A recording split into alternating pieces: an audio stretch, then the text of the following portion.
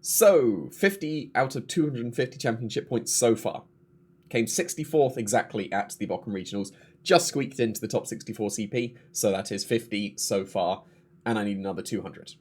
I still theoretically have 3 tournaments. I have EUIC, which is the next one. That's the big one.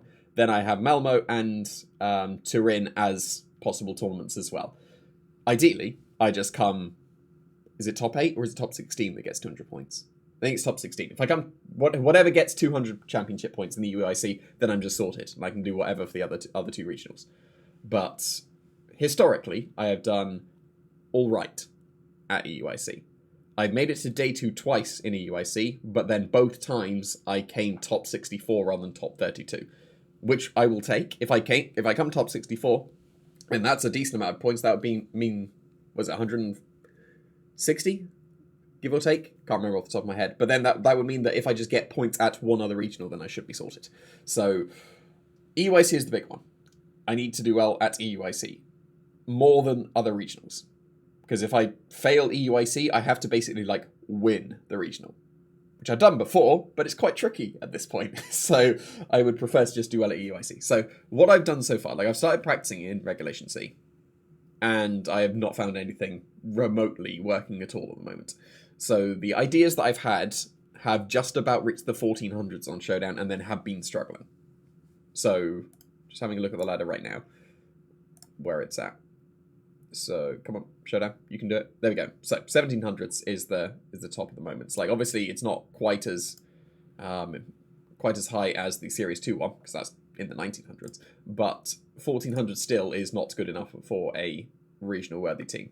Yeah, that's top 300s, almost top 400, top 500. Yeah, that's all right, but not good enough for me for a regional team. So at the moment, I've just been playing on my phone at the gym, mostly for that kind of practice, but I thought it would be a good idea to start actually doing this kind of mindful practice again. And what I've done is I've taken the team that topped the ladder previously and that Aaron Zeng used to get top 4 at the recent regional, and I've just slightly tweaked it to what I think I would prefer, and also made it Regulation C because now there's a cheat. But yeah, this is theoretically a core that has been successful, so will it be successful for me? Because this is just me stealing a team and adapting it rather than trying to make something from scratch for myself at the moment. And then we'll see how that goes. So what do they have? They have Baxcalibur, they have Fluttermane, and they had Talonflame. So it's different. 3 Pokemon different, because they had Iron Bundle, Great Tusk, and Brute Bonnet. So half the team is the same, and then I've just adapted it to what I thought might be good at the moment. So yeah, Baxcalibur is the same, it's the Assault Vest, except it is Terra Water with Aqua Tail. I may go back to Ground, but this is just me testing that out, because Water is quite a good defensive typing for Baxcalibur, and then you get literally perfect coverage with Dragon, Ice, and Water, and then you've got Ice Shard to round it off as well. The attack investment is hitting the bump, the HP investment is surviving a final gambit from Annihilate, and the speed investment is outspeeding a Choice Scarf Annihilate in the Tailwind. So the numbers worked out absolutely perfectly. So, yeah. Do I need Ground? Do I need Aqua Tail? There's a couple of other moves. You can see them on the right there. I'm tracking things that may be useful. Terra Electric is still something I'm considering, because I do like my Terra Electric Baxcalibur. Ice Wind and Breaking Swipe are also good control moves to help out the rest of the team, but theoretically Baxcalibur just needs to do damage. It doesn't really need support, because I've got 2 other main support Pokemon on the team, so theoretically I won't need it. But yeah, Chi-Yu, Choice Specs, doesn't need much special attack investment at all. If you are Choice Specs, you're OHKOing a lot of things with Overheat anyway. You are probably not OHKOing most things with Heat Wave and Dark Pulse, even if you are max special attack. Maybe you are if you're a Stab Terra Blast, but I've got Terra Grass here because I wanted to try and fill out the cores. I do like having a Fire Water Grass core. I do like having a Fantasy core, and with these 6 Pokemon I couldn't do it, but with Terras I could. So Terra Grass is good defensively for Chi-Yu. You take on the Water types and the Ground types, very good. You OHKO a Palafin with a Choice Specs Grass Terra Blast, which is quite funny. So yeah, this turns it into actually against Palafin, which could be a little bit awkward for the team otherwise. Actually turns it into a reasonable matchup, because then Chi-Yu just takes on completely and ignores the Amoonguss, and even if there is an Amoonguss, you can Heat Wave or Overheat it, so yeah. Can't remember what the Bolt did. What did the Bolt do? The Bolt provides Choice Band and Extreme Speed from Dragonites, not Chien-Powed. Is that the way you say it? Not with Sword of Ruin. So just a regular, normal banded Extreme Speed from Dragonites. and it outspeeds max speed Annihilate, because I went here initially, and then because that outspeeds Iron Bundle in the Tailwinds if it's got booster energy, and then I faced a max speed Annihilate literally within like the first 3 matches of me using this Chi-Yu spread on a different team. So now I am faster than max speed Annihilate. So yeah, don't need much special attack investment, you're doing so much damage anyway.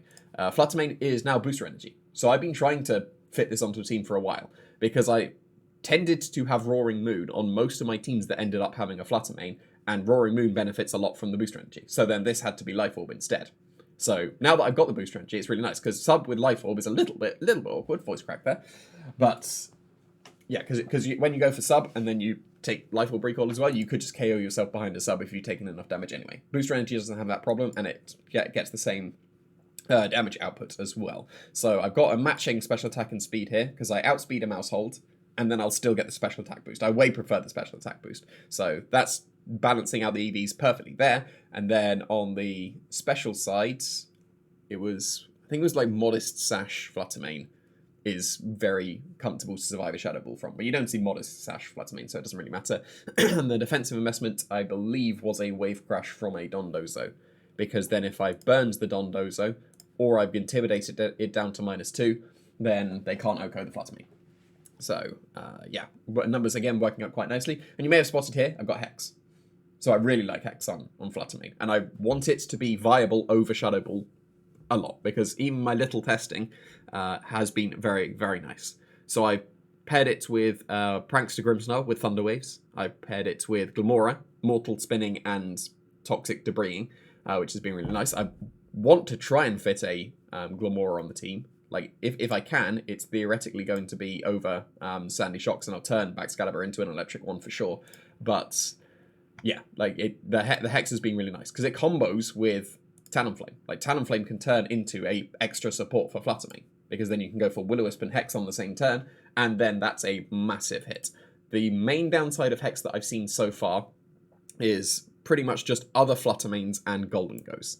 So you do not OHKO a Fluttermane with even a booster energied Hex if they are not status. Shadow Ball does, Hex does not. But Hex does so much damage to everything else if they are status. And I've got 2 ways of statusing on the team. So yeah, I do like Hex, because mainly you're Moonblasting most of the time anyway. Like, if it's a neutral hit, you're going for Moonblast over Shadow Ball because it's way stronger. And I've got Terra Fairy, which is definitely my preference. So you can take on opposing Fluttermanes even better. So yeah, Hex is good when it's being comboed.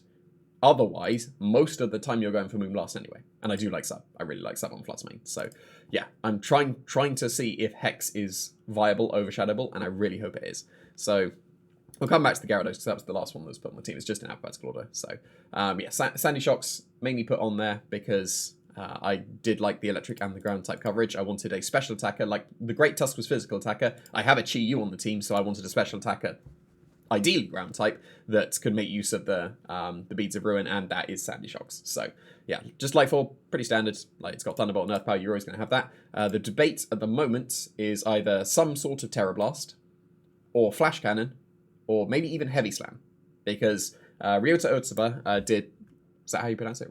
You know, the 2017 World Champion, Ryota Otsuba?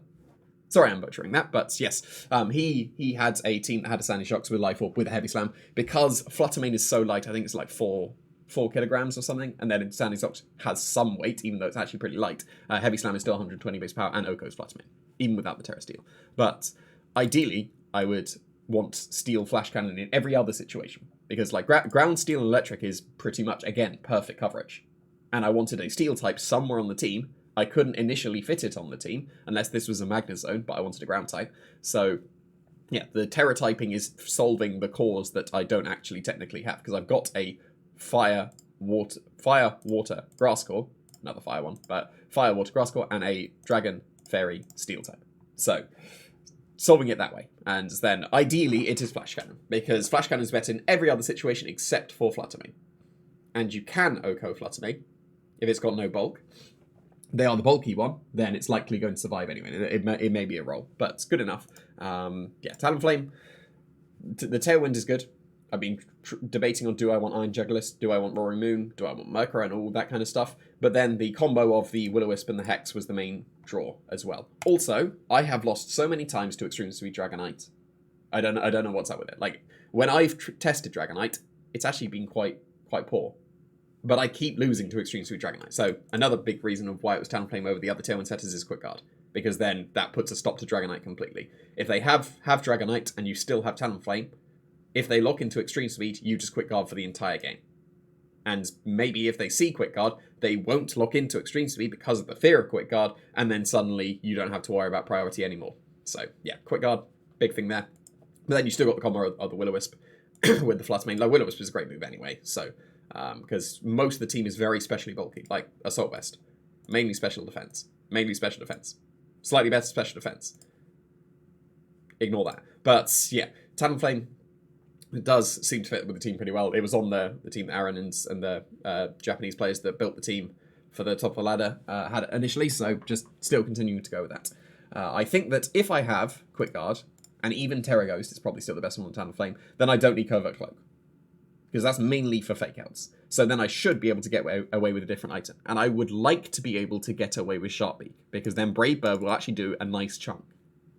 But there's so many other items that could be good on Talonflame. Like Safety Goggles is good for ignoring Amoonguss. Lilligant Torkoal might pick up a bit more because it won that regional. So Safety Goggles on Talonflame would really help with Lilligant, because then you just ignore the Lilligant completely.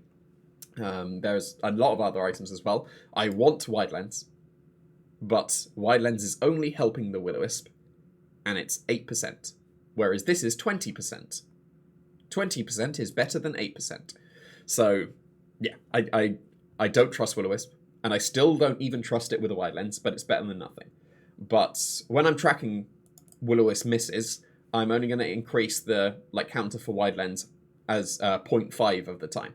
Because half of the time, 15% of the time, Will-O-Wisp will miss. If I have a Wide Lens, out of that 15%, 8% will hit and 7% won't. Obviously not the exact numbers like that, but yeah, the 15 is split into 8% would have been now a hit, and 7% is still not a hit. That's a slightly better way of saying it. So even though it's not exactly half, just for the sake of ease, I'm going with increasing by 0.5 each time. But some of the resist berries could be nice. Bulky Talonflame has made use of Rocky Helmet in the past as well, so that's just a consideration just because of Legacy. But yeah, Talonflame does seem to make sense on the team, even though I've got crossover of fire types, doesn't really matter. Because this is a flying type, not a fire type. And then Gyarados, I wanted something with another status move. So I tried to get Glamora onto the team, and again, like I said, it could be over the Sandy Shocks, but I wanted something with a status move on the team. That was going to be either Spores, and it still could have been Brute Bonnet. It could have been the Poisons, and that was mainly Glamora, and it could be Paralysis as well. So I've had a look at Grimmsnull in this slot as well. This definitely could be Grimmsnull. It could be the Fake Out one with Thunderwave. It could be the Screens with Thunderwave, because then the Screens will actually help out the team quite a bit. Because even though this is quite an offensive team, I'm not going to use the word Hyper in front of it, because I just don't like that phrase anymore, because people are using it wrong. But yeah, this is it has a reasonable amount of bulk behind it. Especially this, Chi-Yu, I bulked it out. Fluttermane, I bulked it out. Baxcalibur, it's got an Assault Vest. Gyarados, it's still bulky. Ignore that. But yeah, even the Talonflame's be bulked out. Oh, I didn't mention the bulk. This survives a what is it? A Rock Slide from Tyranitar and a round of Sandstorm on the physical side, and I think it was Fluttermane Shadow Ball. Might have been Specs on the special side. Outspeeds my Fluttermane, which is a big thing, and then I might as well just go a tiny bit faster for people creeping, because I saw that some people, Aaron's Talonflame, or even the one that the Japanese players built, Suika and someone else, right? Can't remember. But they had this because it outspeeds Lycanroc. So this outspeeds Maushold, this outspeeds Lycanroc, and now I'm just creeping Talonflames that are only outspeeding Lycanroc. And I've just done the attack. But yeah, Gyarados was the main consideration now. As soon as I spotted it over the Grimmsnull, I thought that it would make a lot of sense, because I've been playing about with the Gyarados just for the Life Orb Dragon Lance one, and I really liked it. So I would like Gyarados on the team. So the Intimidate is going to help out. Again, I've mentioned mostly special. Will-O-Wisp and Intimidate is going to be good damage reduction. It will still be damage reduction, so the screens on the Grimmsnull would have been nice. But yeah, you got the Intimidate. Waterfall and Terror Blast is still very good coverage. I'm wondering if I need Terror Blast Flying or Terror Blast Dragon, because I still like Dragon as a defensive one. Flying is much more offensive. It was put on the team to have Thunder Wave, so it should have Thunder Wave. Like, if you're putting a Pokemon onto a team for a reason, it should be having that reason. Because I prefer Dragon Dance Gyarados, but this was put on the team to Thunder Wave, so I can't have Dragon Dance. Therefore, to increase damage output, I've got Helping Hand at the moment. Do I need Protect? Maybe. I've only got 2 Protects on the team. That's not bad. And yeah, Helping Hand can be nice. This outspeeds Choice Scarf and Annihilate in the Tailwind. So did Baxcalibur, and then they speed tied, so I increased this by 1 because this had no room for extra EVs. This one did. It OHKOs a 252 HP Annihilate with a Terra Blast Flying, and then just max HP. So yeah, I want to be able to get away with these items, I think. Because, like, Assault Vest on Baxcalibur is good. I'm used to Life Orb, but it's pretty good. Choice Specs, I would like the damage outputs. It could be Focus Sash. We will see. This is great. I want Hex to be able to be good. Oh, I didn't mention the Mirror Herb as well. This is mainly because Tauros have run Mirror Herb for intimidating Defiant Pokemon. Why can't Gyarados? That's the main logic. Again, could be Safety Goggles, just extra help against Moongus and all that stuff. But I would ideally like them. This is how I would like the team to be. They may need to change for what is objectively better for the team, even if they are not my preference. So that's the main thing. I want these to work. And I would ideally like to find out what I would like to use in a EUIC sooner rather than later, because then I get to practice more with that team. So this is some sort of Perish Trap team. I think I'm at the bottom of the ladder with this. Yeah, I am. So, right. So I don't need Talonflame really to Tailwind at all. I can just go on the offense. Leading with Fluttermane against a Gothitelle is a good idea. They've got both Ruin Pokemon that reduce damage output. Chi-Yu Fluttermane is going to be a classic lead. I think that is perfectly reasonable here. Excalibur is good here for sure. I don't need Talonflame. Do I need Gyarados at all? Probably not. It's alright. An Helping Hand might be nice, but just the extra damage output of Sandy Shot. Oh, and yeah, no, extra insurance against the Iron Hands. Okay, that's perfectly fine. So, do I get away with a sub here? Because I surely can sub unless they've got...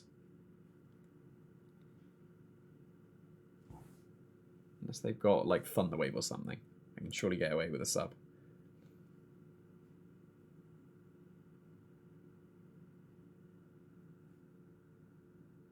I'm just going to learn. Does Overheat KO? Well, I'm not going to learn. But they did have Thunder Wave. What? Oh, and I got fully paralyzed. That's unfortunate. I should still outspeed the Iron Hands, supposedly. I think I'll switch up to Heat Wave now because... or they're going to Thunder Wave, actually. They're going to Thunder Wave my Chi-Yu. Having Thunder Wave is very bad for me there. Like, obviously, I would have known if it is Thunder Wave, but... at the moment, I do not.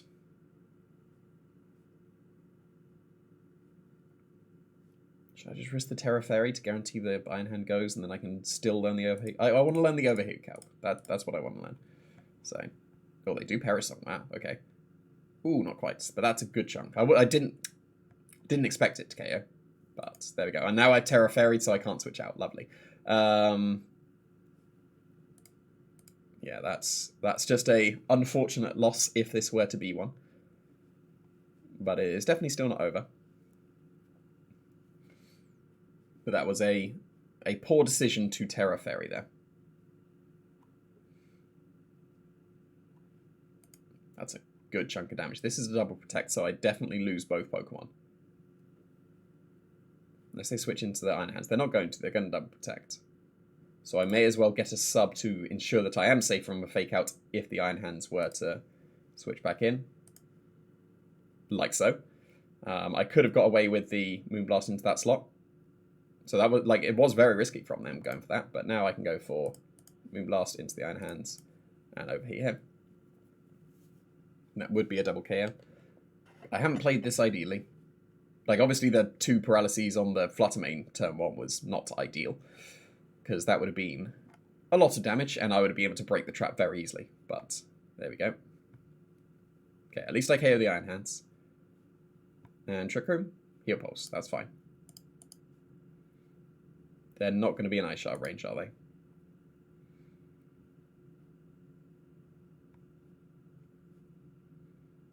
Although my Sandy Shocks might outspeed them now. Depends on how much bulk they have. Like, if they were wall spread, my Sandy Shocks outspeeds the Scream Tail because they no longer got the booster energy. So I'm just going to Icicle Spear, and I will hope that I am faster than the Scream Tail. And I am, so nice. Then that's KO, so that's fine. Broke the trap, and 2v1. Tinglu, that's fine. That is Icicle Spear, and that is Earth Power. And they're gone. Cool. So could have played that slightly more optimally, I think. Like, Thunder Wave is uncommon on Perish, but, you know, if they didn't have Thunder Wave, I was just completely sorted on turn 1. But the decision to Terra Fairy was actually quite a poor one, because if I didn't, I can just always switch out my Fluttermane out of the trap. Need to consider that when it came to the Perish trap. So that was not an ideal choice from me. But otherwise, it's fine. So I will just wait for the guaranteed win, because they have already left. But, so what kind of win was that? I didn't really predict. So I'm going to go with a no predictions. That wasn't really a basic predictions one. I guess I subbed in front of the potential Iron Hand switch in, but actually Moonblast was way more optimal in that situation. So, then, was there any pluses for anything? Don't think so. I'm going to give 1 for the choice specs, because actually that puts the Screen Tail into definitely Thunderbolt range from the Sandy Shocks. But just like the start of the previous series practice one, then I'm going to just end it after one match, just for the sake of here is the first video.